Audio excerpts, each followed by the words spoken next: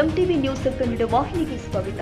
ಮಾನ್ವಿಯಲ್ಲಿ SC ST ಅನುದಾನ ದುರ್ಬಳಕೆ ಆಗ್ತಾ ಇದ್ದು ಸಮಾಜ ಕಲ್ಯಾಣ ಇಲಾಖೆ ಹಾಗೂ ಪರಿಶಿಷ್ಟ ಪಂಗಡ ಇಲಾಖೆ ಅಧಿಕಾರಿಗಳು ಕಣ್ಣಿದ್ದು ಕುರುಡರಾಗಿದ್ದಾರೆಂದು ಸಂಘಟನಾಕಾರರ ಆರೋಪ ಕೇಳಿಬಂದಿದೆ. ರಾಯಚೂರು ಜಿಲ್ಲೆಯ ಮಾನ್ವಿ ಪಟ್ಟಣದ ಪೊಲೀಸ್ ಠಾಣೆಯಲ್ಲಿ ಜರುಗಿದ ಎಸ್ಸಿ ಎಸ್ಟಿ ಕುಂದುಕೊರತೆ ಸಭೆಯಲ್ಲಿ ವಿಷಯ ಪ್ರಸ್ತಾಪ ನಡೆಯಿತು. ಪರಿಶಿಷ್ಟ ಜಾತಿ ಮತ್ತು ಪರಿಶಿಷ್ಟ ಪಂಗಡ ಇಲಾಖೆ ವಸತಿ ಶಾಲೆಯಲ್ಲಿ ಸೌಲಭ್ಯಗಳು ಇಲ್ಲ, ಆದರೆ ಬಾಡಿಗೆ ಕಟ್ಟಡದಲ್ಲಿ ನಡೀತಾ ಇದೆ, ಸೌಲಭ್ಯಗಳೇ ಇಲ್ಲ ಎಂದು ಎಸ್ಟಿ ಎಸ್ಸಿ ಸಮುದಾಯದ ಮುಖಂಡರು ಆಕ್ರೋಶ ವ್ಯಕ್ತಪಡಿಸಿದ್ದಾರೆ. ಸಂಬಂಧಪಟ್ಟ ಇಲಾಖೆ ಎಸ್ಟಿ ಇಲಾಖೆಯಿಂದ ಏನ್ರಿ ಮುನ್ಸಿಪಾಲಿಟಿಯಲ್ಲಿ ಒಂದು ಏನಪ್ಪಾ ಅಂತಂದ್ರೆ ಜಾಗ ಗುರುತಿಸಿ ಈಗಾಗಲೇ ಏನಪ್ಪಾ ಅಂತಂದ್ರೆ ಅದನ್ನ ಅವ್ರ ಹೆಸರಲ್ಲೇ ನೋಂದಣಿ ಆಗಿದೆ. ಅದು ನಿಮಗೆ ಮಾಹಿತಿ ಇದೆ.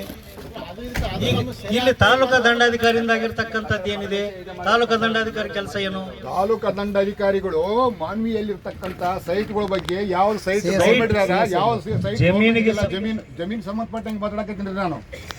ಎಲ್ಲಿದೆ ಎಲ್ಲಿಲ್ಲ ಅಂತ ಗೊತ್ತಿರ್ತದೆ. ಅದು ಐಡೆಂಟಿಫಿಕೇಶನ್ ಮಾಡ್ತಕ್ಕಂಥ ತಾಕತ್ ನಿಮ್ಮ ಹತ್ರ ಅದ. ಇಂಥ ಒಂದು ಸರ್ವೆ ನಂಬರ್ ಹಿಂಗಾದ್ ನೋಡ್ರಿ, ಇದರಲ್ಲಿ ಮಾಡಿಕೊಟ್ರೆ ಅನುಕೂಲ ಆಗ್ತದೆ ಅಂತ ನಾವು ಕೊಟ್ಟಿವಿ, ತಮ್ಮ ಗಮನಕ್ಕೆ ತಂದಿವಿ. ಇವತ್ತಿನವರೆಗೆ ಆಕ್ಷನ್ಸ್ ಇಲ್ಲ. ಅಲ್ಲಿ 2 ಭವನ ಆಗ್ತದೆ, ಅಂಬೇಡ್ಕರ್ ಭವನ ಆಗ್ತದೆ, ಎಸ್ಟಿ ಭವನ ಆಗ್ತದೆ. ಅದೇ ವಿಷಯ. ಅದು ನೋಡ್ರಿ, ನೀವು ಅವತ್ತೇನು ಕೊಟ್ಟಂತ ಸರ್ವೆ ಸರ್ಕಾರದ ಜಮೀನು ಅಲ್ಲ, ಸರ್ಕಾರದ ಒಂದು ಇಲಾಖೆಗೆ ಏನಪ್ಪಾ ಅಂತಂದ್ರೆ ತಗೊಂಡಿರ್ತಕ್ಕಂಥ ಜಮೀನು ಅದು. ಆಯ್ತಾ?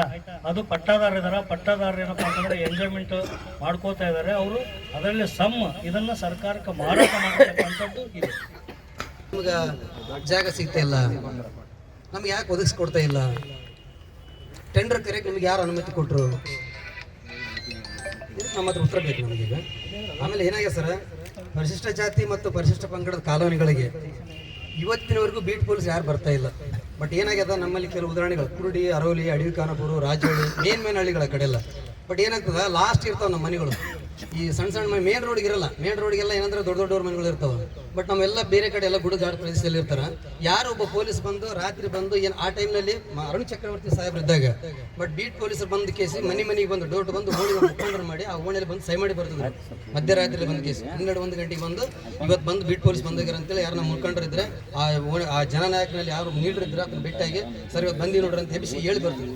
ಇವತ್ತು ಅದು ಯಾವುದು ಆಗ್ತಾ ಇಲ್ಲ. ಇದು ದಯವಿಟ್ಟು ನಮ್ಮ ಪೊಲೀಸ್ ಇಲಾಖೆಯಲ್ಲಿ ಮನವಿ.